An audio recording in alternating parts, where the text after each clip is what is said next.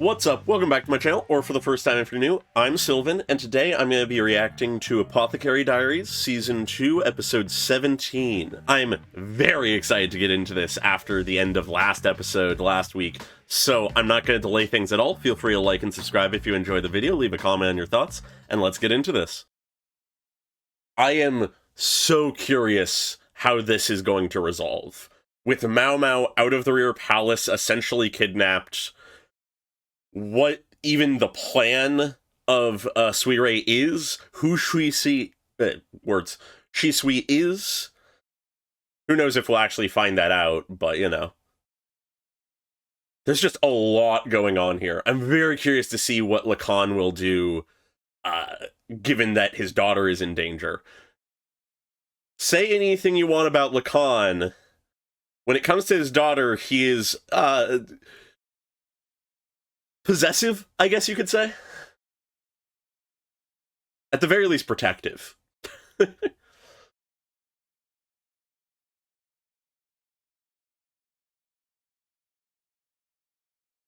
then obviously Jinshi is going to be freaking the hell out. I feel like there's a lot of big stuff that can happen here that might change the status quo. And I honestly don't know if this will even finish this episode. We might have a, several episode arc going on here, which is wild, if that's the case. I do enjoy good, consistent storylines, though, so... God, I'm so curious about Shisui. Alright, where do we start?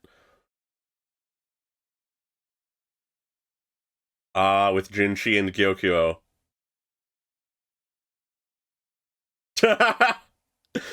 Fair that they would think that.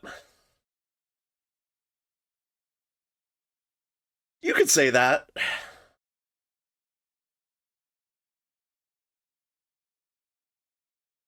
Okay, so it's not been long. Yeah.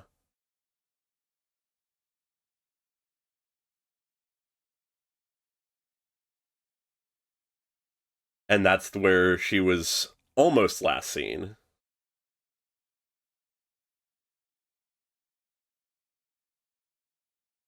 Yeah. And of course she didn't tell anybody where she was going. Yep. Sort of, in a way.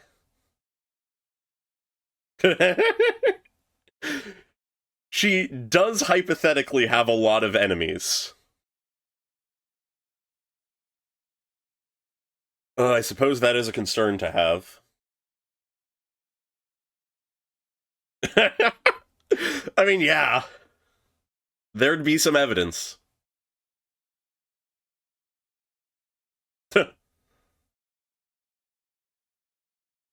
That's an interesting layer to it, actually, that I hadn't considered.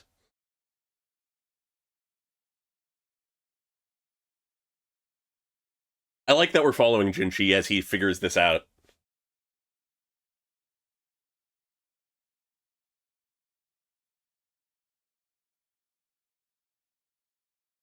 Alright, just jumping past it makes sense.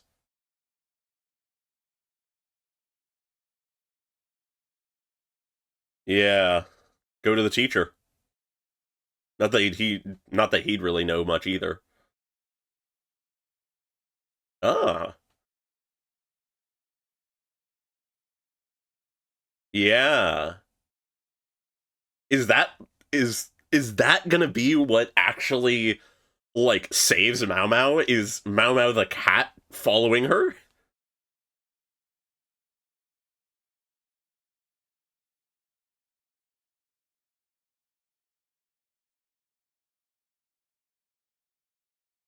Yeah. I am curious what that is. Something for a cat to be so persistent about.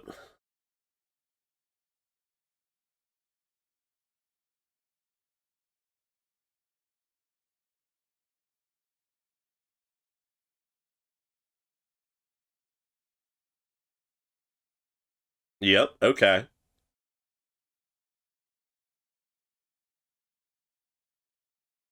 Oh.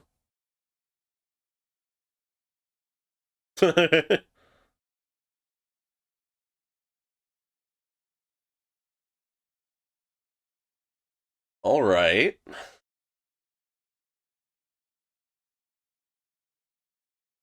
One might lead to the other.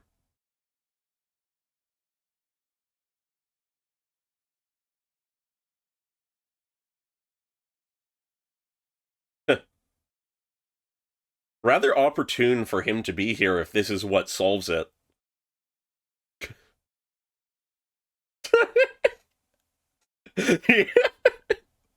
That is insane. Yeah, they like their territory. Oh.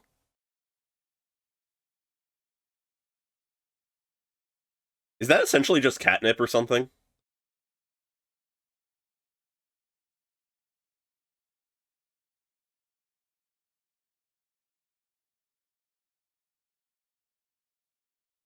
Oh. Was Mamo able to leave some kind... Hmm. Yeah, why is it in a tree?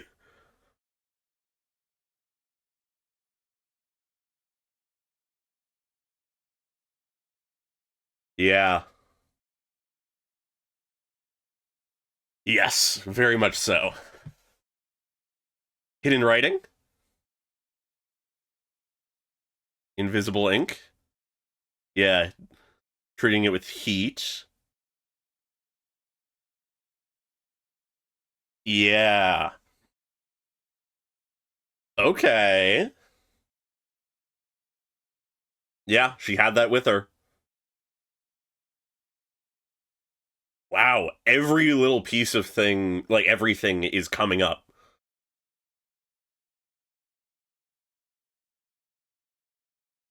Silvervine.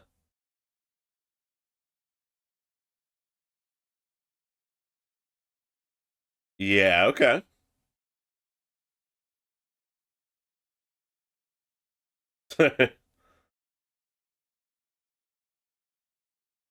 I like how this episode so far is essentially Loman taking the usual place of Mau Mau in, like, being the detective of all this. It always comes back to the North Side.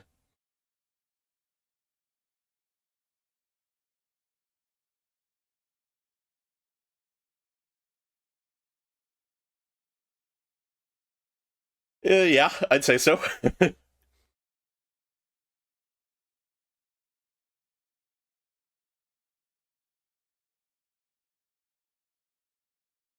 Very content in his lot in life.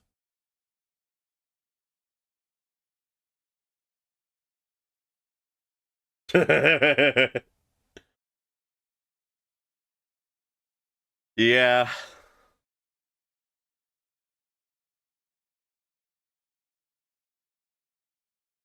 very alike in that way. She learned a lot from him. Yeah. Loman may not be able to do much here, but Jinshi has the power.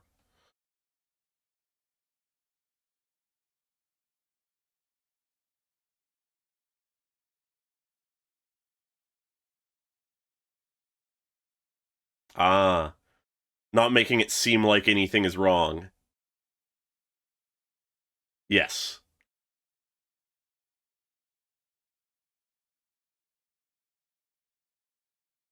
All right, okay.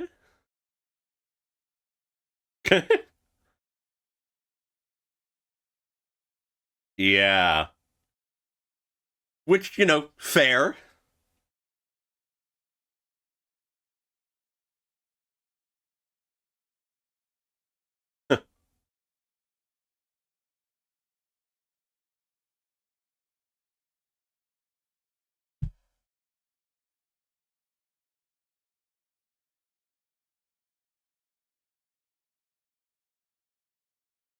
This is an interesting little conundrum. I wish I knew more about, uh, like, kanji and Chinese, like, lettering and that kind of stuff for this.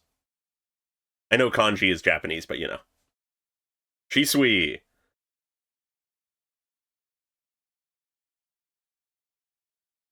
That's what it was. Shisui's name.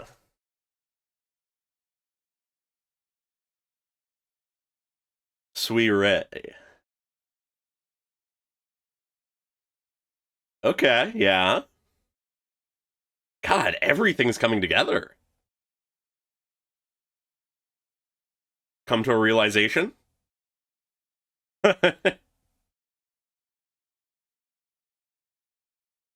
What is it? What have you realized? Something about Shisui's true identity, if she has a true identity? And now we go to Mao Mao? Yeah, okay, they're together.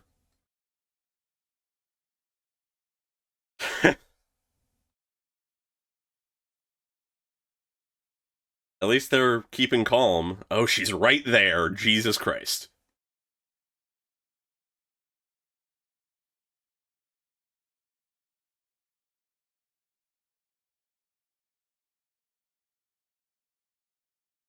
Yeah. At least one of you would have been severely injured, at least.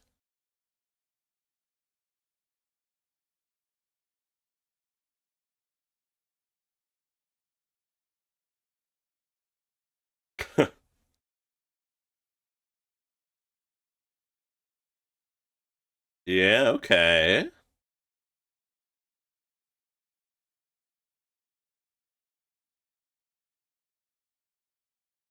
Not doing a great job of keeping an eye on her. Literally looking away from them. So that's how she was able to get the message out. Okay. Yeah, trusting in Loman's capacity to find that. Okay. Literally using all the tools at her disposal. Huh, an underground tunnel. Okay.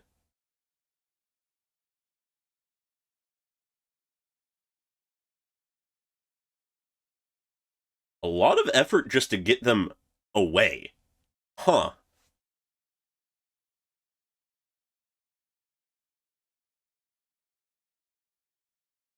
Oh, wow, okay. Surprising they let her keep that. Hmm.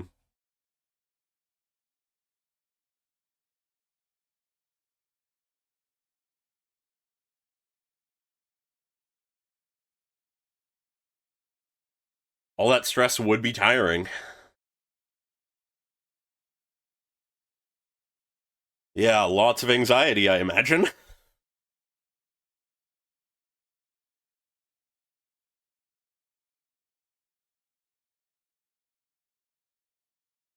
Hmm. Okay. Tricky, tricky.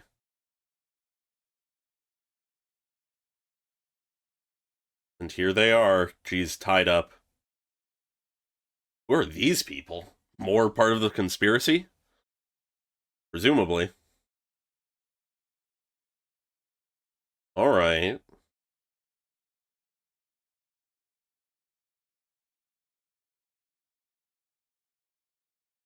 North?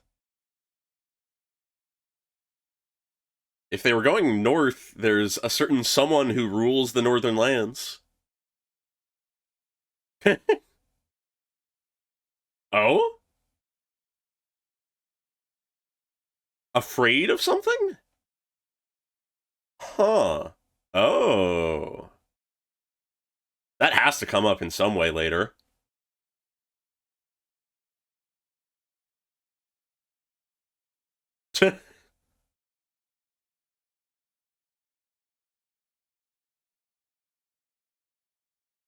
Yeah, that's a true fear.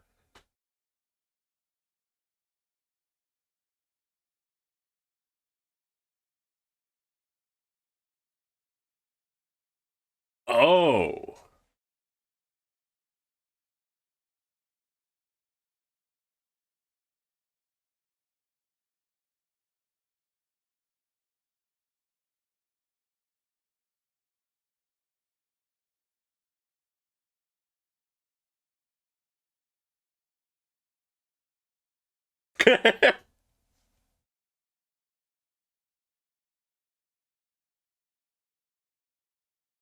Yeah. She wouldn't have reacted that way. She tried to protect her.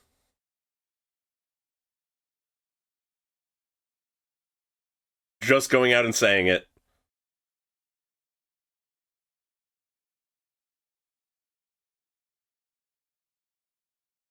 Yeah.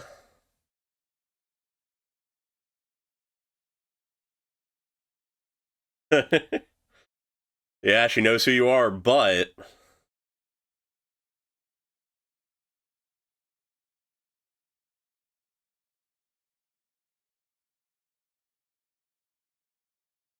oh. Oh, wow.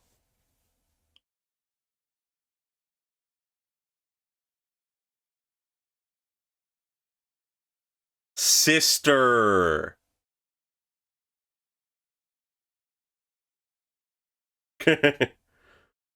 So they are aware of each other and are sisters.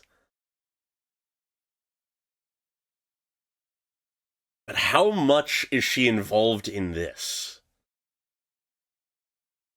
Yeah, okay. Literally leaving no stone unturned.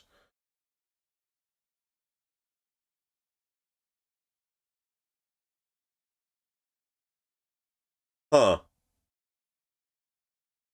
So she was okay.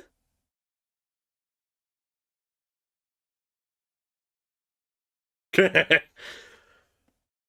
can't say I expected Shisui to be in on this, though. Oh.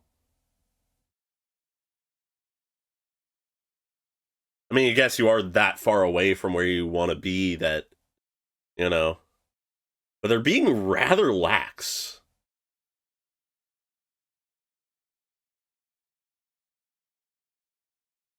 I've been developing a theory of who Shisui might be, but I'm not confident enough in it to say. So, just know I have a thought in mind. It might be a bit too out there.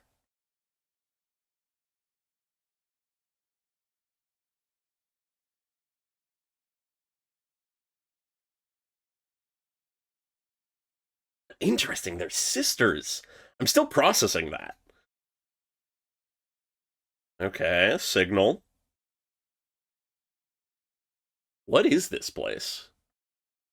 Seems like just a town, but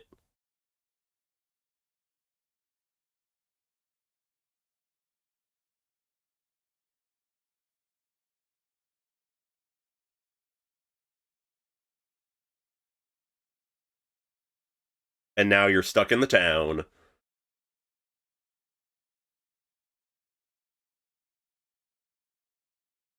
Okay, they have aqueducts. I suppose. Okay. So a hot spring in the north. But presumably this is oh my god. What the fuck is happening?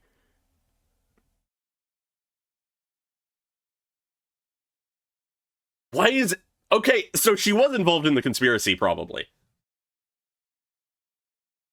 Okay, and who the fuck are you?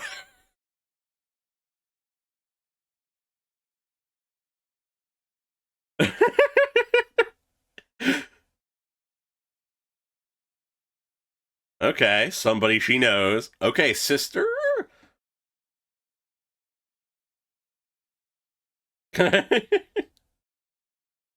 Are they actually related, or is that just a way they refer to each other?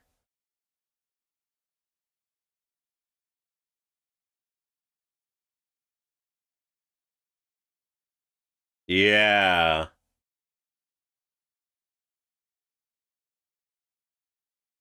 What? I am so thrown off by everything here.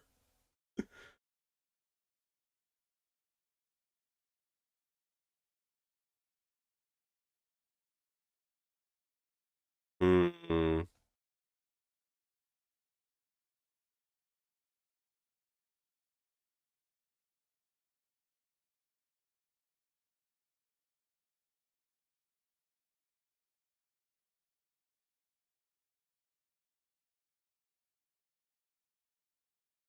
Yeah, okay.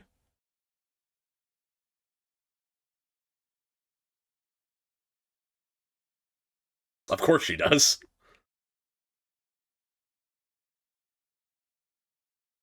Huh.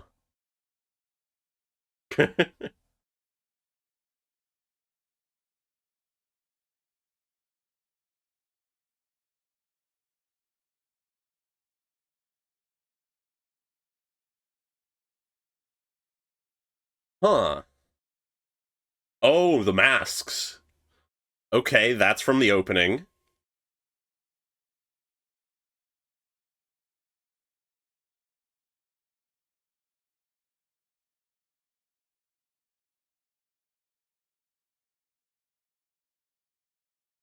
The vibe is much more laid back right now than I would expect, given that Mao Mao's been kidnapped, essentially.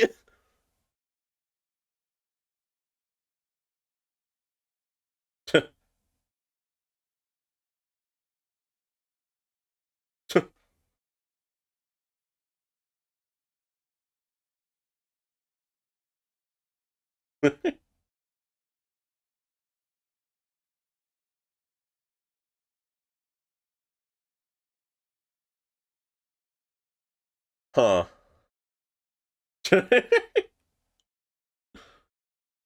Yeah. Huh.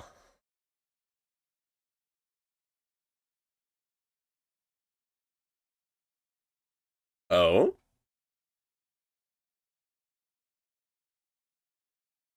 Okay. Alright, that's what it was, an unused waterway.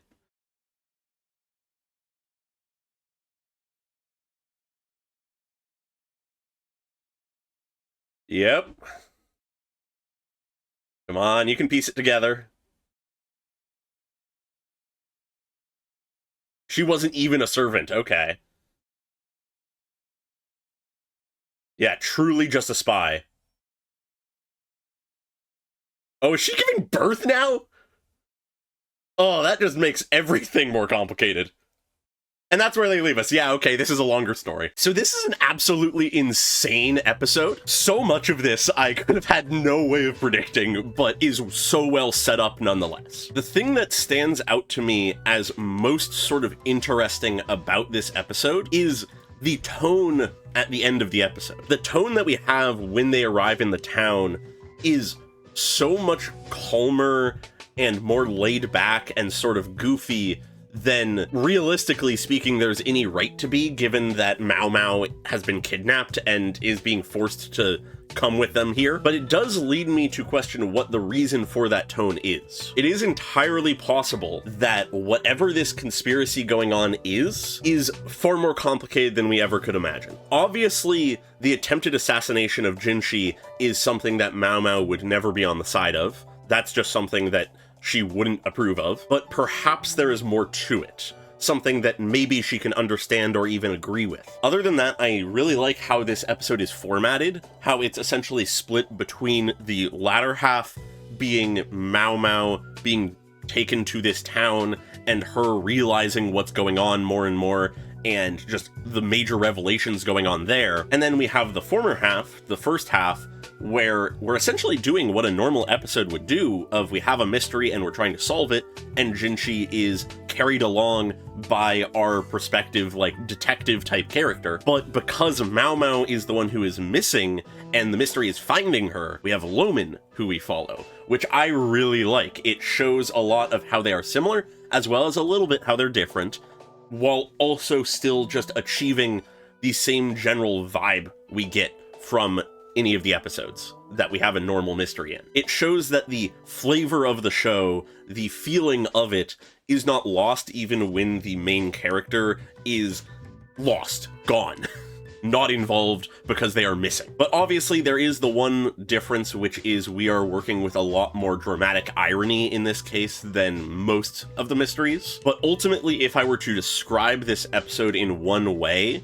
it is payoff. It is payoff of just about every setup, even if we didn't know it was a setup from this season. From the cat showing up randomly and nobody knowing how it got in, but just everyone assuming that it was some mundane thing like it came in on some cargo cart or something, to the items that Mao Mao had on her when all of this went down. Every single little thing is deeply important and relevant in this episode and gets used in some way. Last episode, she left by picking up some of the essentially catnip, as well as some of the alcohol she had made, and we also knew she had some paper with her, and therefore she was able to quickly write a message using the alcohol on the paper and leave a lure for Mao Mao the cat to find it, and therefore, in tracking down the cat, everyone else to find it. And then beyond that, we have the fact that we see the envoy, or at least one of them, just in this town, which presumably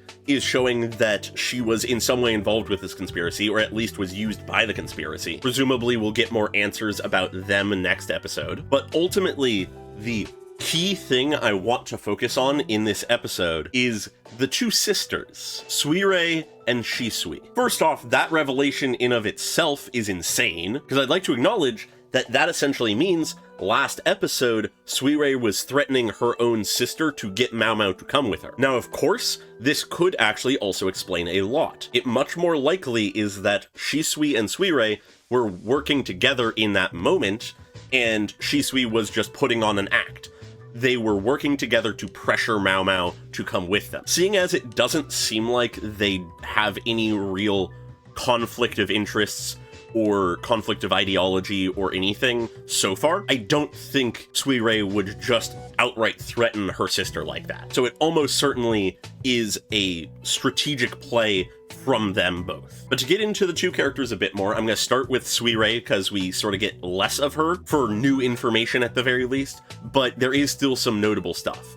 First off, the most surface level, we learn she has a fear of snakes. It's like a severe phobia. Just being near a snake spooks her, and one being thrown in front of her causes essentially a panic attack. But beyond that, she is remarkably calm in most cases, but also sort of surprisingly forthcoming with information. She isn't telling Mao Mao a ton, but she's calling out what Mao Mao is thinking and acknowledging what she's thinking. She isn't just ignoring Mao Mao. She sees Mao Mao look at the envoy and goes, "Are you curious about that?" and says, "I had to do a lot of research. No rest for the dead." She's almost casual in this moment, or at least as casual as she can be with her sort of monotone demeanor. It's very interesting to me. It's one of the pieces of the sort of odd tone at the end here, but I'm taking it more as a piece of characterization than anything. But beyond that, there isn't a ton about her as a character we learn today. Presumably, in the next episode, we'll learn a little bit more, if not a lot more. But the one that is really my key point of interest, I would say, is Shisui. Shisui has been a mystery of sorts, lying in the background for a while now. Since one of her early appearances, I have had sort of that slight suspicion, not enough to really call out often, but she very much ingratiated herself into Mao Mao's little friend group very quickly. Shisui very much suddenly appeared and then suddenly became a friend of Mao Mao's. And we learn in this episode that the reason she was here, probably the reason that she became such close friends with Mao Mao, is because she is a spy. For what purposes, we do not know. Presumably it ties into this whole big conspiracy, but we don't know. But at the very least, it seems like her attitude and personality were not a lie. She just is a naturally outgoing and charismatic person who used that to ingratiate herself and serve as a spy, which actually does a lot to explain her actions, activities, knowledge, that kind of stuff. She, as Mao Mao acknowledges, has the education of a noble person. She has the knowledge and capacity of a noble, or at the very least a court lady. And yet she also was familiar with ways to ingratiate yourself to people and get connections. Hence the stuff with the baths. That is probably one of her main ways that, as her false role as a servant girl, she was able to learn info she could then bring back to whoever she's a spy for. But beyond that, once again, there's just not a ton of actual answers we get. There's just this little bit we can intuit off of all of this. But while I'm still talking about Shisui, I think I will mention the theory that I've sort of been developing, because I don't 100% believe in it. I'm not 100% confident in it, but I've just sort of had the thought. It's something I've considered for a bit, and it could be possible. It's just a little tricky and complicated. They'd have to explain it. Looking at Shisui, we have another character who has a noble's upbringing, who would have a connection to the north, and also has very similar, if not identical, I'd have to double check, but I'm pretty sure it's pretty similar, if not identical, eye and hair color to Shisui, who is also in the rear palace.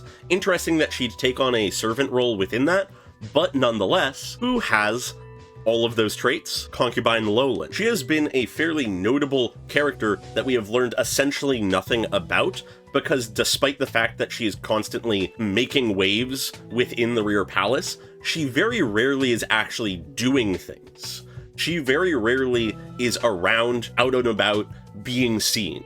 We only really ever hear of her and see her when she is in her own pavilion. So it is entirely possible that, much like how in previous episodes we had the storyline about a concubine who was impersonating another concubine for like public appearances' sake, but otherwise was in their own different identity, it's entirely possible the same is happening here. That Shisui and Lowland are the same person, and they just serve different roles for her as a spy. Obviously, that would directly connect her to Shisho and Shisho to this conspiracy, which things tend to be pointing to right now, and I feel like it could answer a lot of questions. As I was saying, she has the education of a noblewoman, which, of course, if she is the daughter of one of the most important people in the country, of course she would. And then obviously, just appearance-wise, there's a fairly direct match in a lot of ways. But, once again, I caveat this as I do not fully believe this, I'm not confident in this 100%, it just is something that there's enough coincidences and things that line up to make it entirely possible, and I just wanted to sound that out before a reveal happens, so I can say I told you so if I'm right. But with that, there's really only a couple more things I want to touch on in this episode for now. One is returning back to sort of the strange tone and attitude that Shisui and Suirei have in the end of this episode. I suppose it is entirely possible that their goal in bringing Mao Mao all the way out here is specifically so that they can try to win her over to their side. I could very much see that. Mao Mao has multiple times now gotten in the way of the conspiracy's schemes, and is very influential, all things considered. The Emperor has a positive attitude towards her. She has saved the lives of multiple of the concubines, the head concubines at that, and is the, at worst, favorite toy of Jinshi, who they in all likelihood know at least to some degree what his true identity is, or even if they don't, he's still a notable figure, and at best is the person that Jinshi loves. So getting her on their side would make a lot of things go a lot smoother for them. Of course, that's a tricky thing to do, given that, as I mentioned earlier, most of what we've seen the conspiracy trying to do is kill Jinshi, but it is possible, especially if they don't know that Jinshi is the same person they've been trying to assassinate, because every time the attempted assassination has been on Kazuigetsu, not Jinshi. So if they don't realize they're the same person, they wouldn't realize that Mao Mao having such a close connection to Jinshi would cause problems. To them, it very well might just be a coincidence. But either way, I feel like that is a very solid possibility that they are trying to win her to their side, if at all possible, and otherwise just sort of keep her pinned down so she can't stop them. But that very much could explain why they're being so shockingly conversational and casual with her, almost. They're still coercing her, they're still pressuring her into doing this, but they could be trying to do that, I think. But other than that, one thing that inevitably stands out is how they seem to be putting a lot of attention on this one kid that is in town who calls Shisui Big Sis. Like I mentioned during the reaction itself, that obviously means that either they are directly siblings or that is just how they refer to each other, but either way it shows a connection between them that is similar regardless of what the actual connection is. I'm going to assume that they're actually related until we have proof otherwise though. But there's a lot of time spent on this kid despite the surrounding circumstances, which makes it fairly clear to me that this kid is going to be important in some way in the future. How that is, who knows? but it's very clear they're setting up this kid to be important in some way. And then other than that, really the only thing left to acknowledge is, of course, to complicate things at the very end of the episode, it sounds like something is happening to Gyokyo. My guess is that she's giving birth, or is going into labor at the very least, which obviously would complicate things greatly. Hopefully things would go well, because we have Loman here, but we have the concern of it potentially being a breech birth and that causing issues. But it also makes sense that is happening right now during all of this, because we knew she was only like days away from giving birth in all likelihood. So I suppose we'll have to see how that goes. But either way, I am incredibly excited for next episode. It seems like we're really pulling back a lot of the veil to discover what is going on in a lot of ways. There's a lot of payoffs happening, a lot of big reveals, and I'm just really excited to see what happens next. But with that, feel free to like and subscribe if you enjoyed the video, leave a comment on your thoughts, and I hope you all have a great day. Goodbye!